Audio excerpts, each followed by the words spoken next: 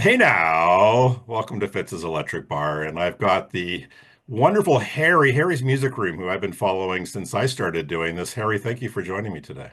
You're welcome, and thank you for inviting me. My Appreciate pleasure. it. Thank you. So tell me, Harry, where are you based? I'm in Puyallup, Washington, which is about 40 minutes south of Seattle, 10 minutes, 15 minutes from Tacoma. Awesome. And how did you come up with your moniker?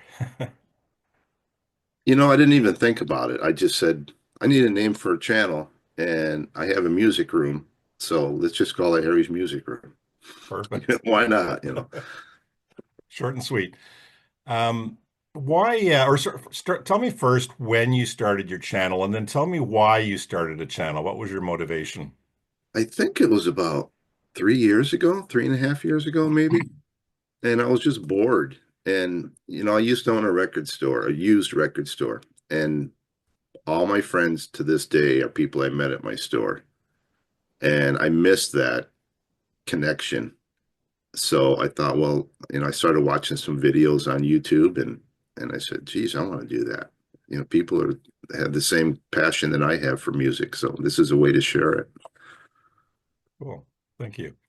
Um, since you started doing videos, what has surprised you about having a VC channel? Um, the amount of negative people out there that just say, if you don't like something, just don't watch it. You know, Hmm. why go watch somebody's video if you're just going to have negative things to say about it? I don't know. That's my answer to that one.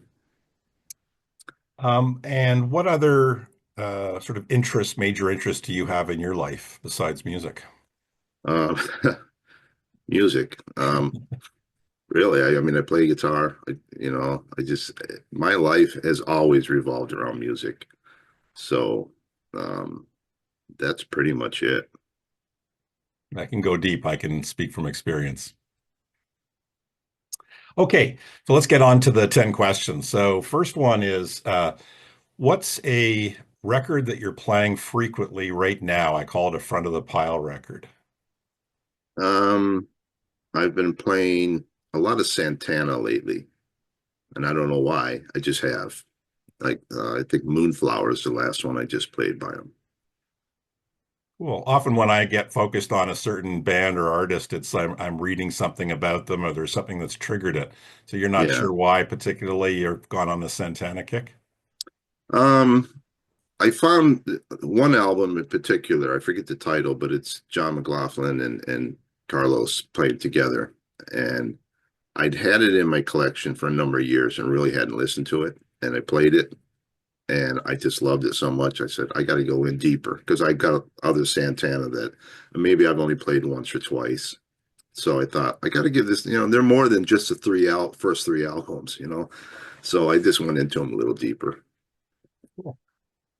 Tell me about a favorite concert experience in your lifetime. Oh, it has to be Bruce Springsteen. Going to see him for my very first show, giving him a letter at the Tacoma Dome before the show, and asking if they would forward the letter to Bruce, and then having him play both of my requests at the show. So yeah, that's it. Great. And that tour was which tour? 1984, October 19th, Tacoma Dome. Awesome. Great. How about a favorite Bowie record? Let's Dance. Was that your first one of Bowie? I presume not. No, I'd always been a fan of individual songs, not so much the albums. I'm a good greatest hits guy for Bowie or nice box set. But I thought Let's Dance, when that came out, it was so huge. And I just liked every song on it. And how do you not like it when you got Stevie Ray Vaughan on there too? But I never got to see him. He played the Tacoma Dome and I did not go. I regret it now. One of the saddest songs ever. Alone Again Naturally, Gilbert O'Sullivan. That is a sad, sad song in a I beautiful love way. that song. Hmm. One of the most joyful songs ever. Um, what is it? Happy? Is it called Happy? It came out 8 years ago or something. Right. What's I his can't name even again? remember the name of it. Pharrell Williams or Yeah, I can't even remember, but it's such a joyful, fun song. yeah, that's great. Um, so it's you've got your music room, but I'm going to sort of paint a scenario where you get up, you've got your stereo all set up. There's nobody around. You grab a cup of coffee or whatever your first beverage of the day is. What's a perfect first record of the day for you? Something mellow. I'm probably going to say something instrumental. Maybe Gets Gilberto. The I love the girl from Ipanema. I mean, that's a record I never get tired of. Awesome. One of the most underrated bands or artists ever. I'm going to say Grand Funk Railroad. I love that band, and they just don't get the credit or the respect that they deserve, I think. I'd love to see some reissues, some audiophile pressings of their stuff. I think Grand Funk Live is one of the best live albums ever. Great. Van Morrison or Jackson Brown? Van Morrison, although I love them both. Some of these choices are difficult to make. Yeah, I just started learning to play Jackson's song "In the Shape of a Heart." I don't know if you're familiar with that song. I'm not. It's a song about his relationship with who's the gal that's with Neil Young right Daryl now? Hannah. Daryl Hannah. They had a very rough relationship. It did not go well, and the song's all about that. Mhm. In the shape of a heart. In other words, there's a hole in the wall in the shape of a fist or something thrown that it missed. Yeah. That's he gets very raw. Joni Mitchell or Aretha Franklin? Joni Mitchell. But I'm not a huge fan of either. I like, again, the greatest hits for me is fine. Hmm. Okay, and the last of the 10, three must-have desert island discs. Well, I'm gonna say um, a Beatles record. I can't pick one. Bruce Springsteen. I'm gonna go with Tunnel of Love today, and probably Crosby, Stills, and Nash first album. Awesome. Thank you.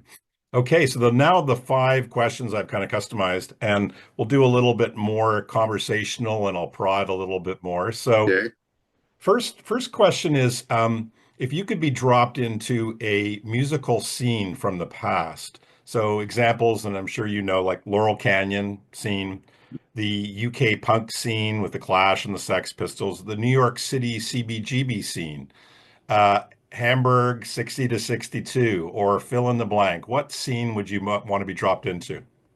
I think I'd want to go back to San Francisco, like 65, 66, and just experience it from there. So that's why you like hanging out with Mazzy. I didn't say I liked hanging out with Massey. No, I enjoy Massey. We get along well, and it's fun having someone you can talk to that gets everything you get, you know. Yeah. Yeah. And also, my experience of watching Mazzy is that he's not really boastful about it. It's more like he feels very lucky that he experienced It's that. just fact. Yeah. He's just very lucky that he grew up in that time period and got to experience everything he did. I wish I could have. I grew up in a small town. We never had live music Hmm. ever. Do you remember what was your first impactful live show? I went to a what was supposed to be a 2-day rock concert at Pocono International Raceway. I think it was called Concert 10. It was Emerson, Lake and Palmer and Black Sabbath, although I don't think Black Sabbath showed up. The Mighty Groundhogs, Rod Stewart. There was all these great bands playing, and I had just gotten out of high school. It was really my first experience at live concerts. And then a week later, I was in the Air Force. I was gone. Wow. When you were in the Air Force, did you experience like some concerts where the band or the artist would come over and play for the troops, as it were? No. Um, Closest I ever got to that was right here in Washington State at Fort Lewis. I was already out of the military at the time. My friend was still in, so he got us in. But Joe Walsh came and did a show at Fort Lewis Army Base because his dad was a vet, and Joe Walsh does a lot of stuff for the veterans. And he came and did a show with, I think it was, oh, I can't remember the other band, but tickets were only $5. Mm, Because he would do that for the GIs. awesome. So we know you're a massive Springsteen fan. So for somebody that loves Springsteen and wants to navigate the live collection of his live shows, what would you recommend first as the best of the legitimate sort of live releases that the label would have put out, and then second would be a bootleg. First one would probably be the No Nukes concert that he did at Madison Square Garden. It's not one of his 3.5 hour shows. It's kind of compacted because of, he was just one of many bands, but it's a great performance. It's a good introduction to live Bruce. Um, and then if you want something that was not officially released, Winterland 78, I think it is, or 12/15/78, I think, in San Francisco. What would have that tour been? Is that Darkness or? Yeah, Yeah, yeah. great. I saw him on the Born to Run tour, and Oh, um, you're lucky. yeah, it was just one of those things where I just had heard about him, and I think I'd read Grail Marcus's review or something, and I went, and it was right before Christmas, and the whole Clarence doing Santa Claus, and it was like I just remember it was a soft cedar, and we were standing the whole like almost the whole show. The Winterland, I'm confused. It might have been 75, but I think it was 78. But those were 75, 76. Those are some of the best shows he ever did. You're Mhm. lucky. Yeah, but I mean, ultimately, he's such a showman, and he puts so much into it that almost every show is a great show, right? Yeah. What I used to love about the early shows, and I had so many bootlegs, and that's, before I ever saw him live, I had these bootlegs. I love the stories that he would set up the songs with. And that's what really drew me in. Yeah, he's a master at that. I guess that's why the Broadway thing became a really good thing for him. I got to see one of those. Did Yeah. you? Yeah. I talked to Todd the other night, and he was talking about he had a great story of Todd Lost Mixtapes about seeing that one of those Broadway shows, and it was an epic tale of just getting in and just finding it a transcendent I didn't experience. know. I've talked to Todd a few. He's been here, but I didn't know he went to that. So I'm going to need to talk to him about that. Well, first you can watch it on my show. Okay. Yeah. Well, you got a 2 or 3 part with him? I did. I have a two-part with him, but that actually we didn't cover that off. But I've also interviewed him for this, so I'll be releasing these kind of Oh, in the okay. month of June, I guess. So I'm Yeah. just He's a joking, big but fan too. ask him. He tells it well. Okay, so in terms of buying records these days, and you're still obviously acquiring records, are you more interested in getting OGs or in getting really nice? uh, obviously clean new reissues with liner notes and the kind of packages that they come out with now. Lately, I've been buying more used records. Um, I just think if you get a good, clean, original record, it sounds great. I don't really need to get unless it's a collectible thing like the Beatles stuff. I always buy that. But Right. I'm happy getting original pressings. And when you're buying the original pressings, are you usually finding a good, reasonable value, or are you sometimes paying a lot because of the premium of an OG? I'm picky. I mean, I go to record shows. I like to dig. I like to look for the bargains. And I have so many records. I mean, I have well over 4,000 records in here. So I'm buying stuff I've already got. I'm looking for upgrades. I'm looking for stuff that's in the shrink wrap with a hype sticker if possible. That's my goal. Hmm, awesome. So you're a musician. guitarist and singer. What's your favorite cover song to perform? I do a song called Shanty by Jonathan Edwards that I do a lot. Um, I like doing Hesitation Blues if you're a Hot Tuna fan. Don't know that. Yeah. Yeah. I don't do a lot of Springsteen, believe it or not, because it's like most people don't want to hear it. Most people don't know it. So I try to do stuff people are going to be familiar with. Great.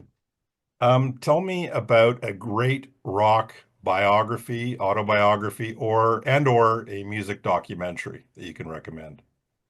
Heartworn Highway is a documentary about Townes Van Zandt, and it's so good. It's just early. It's a very early footage of him and Steve Earle and Rodney Crowell and just all these great Texas songwriters. Yeah, I highly recommend that. I think I've seen clips of that. Is that one where he's chatting with a black man? I forget what they're talking about, and Yeah, tears are and shed. It's very he's crying. powerful. Well, he's doing a song called I think it's about Marie. I forget the title, but it's about people that are living in their car, and she's pregnant, and he's trying to find work, and she ends up dying and the baby dies with her, and the fellow you're talking about, he's just sitting there at the table, and he's in tears listening to this song. Hmm. Yeah, Towns went right to the heart. Yeah, Um, are you much of a reader of rock biographies, autobiographies? yeah, that's about all I read. I have so many that I pick up and that I haven't even started yet, but one of the ones I couldn't stand was Pete Townsend's book.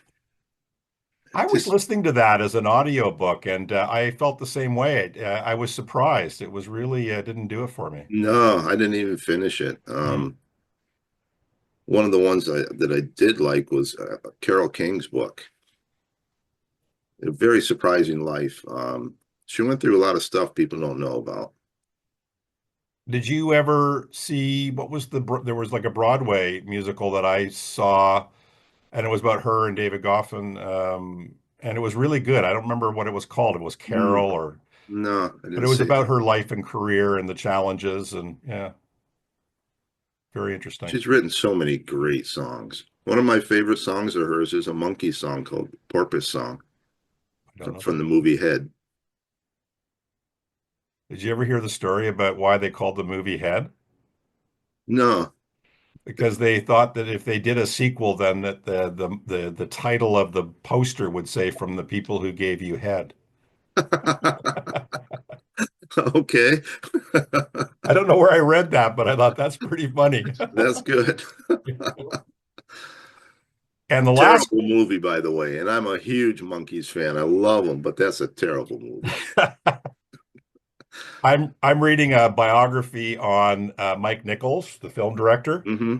and it's a pretty good one as well because it goes through all of his theatrical directing and movie directing and Who's Afraid of Virginia Woolf and so all of his interactions with like George C. Scott and Richard Burton and Elizabeth Taylor and gets right into the weeds of like who was really difficult and productions that Wow. were really challenging. It's a good read. He worked with Nicholson too, right? He worked a lot with Nicholson. Yeah, he Yeah. did Cardinal Knowledge. Yeah. Yeah. And the last question is Okay. the easiest one is what's the meaning of life? Monty Python. You know, who knows? Who knows anymore? I like to leave on an existential note. Some find it funny, some find it a little, but hopefully they're sitting there going, what is the meaning of life? And some just don't care. Yeah. It's Don't all think okay. about it. Just enjoy it. Yeah. Thank you very much, Harry. Well, thank you for asking me to do this. I appreciate it. It was fun.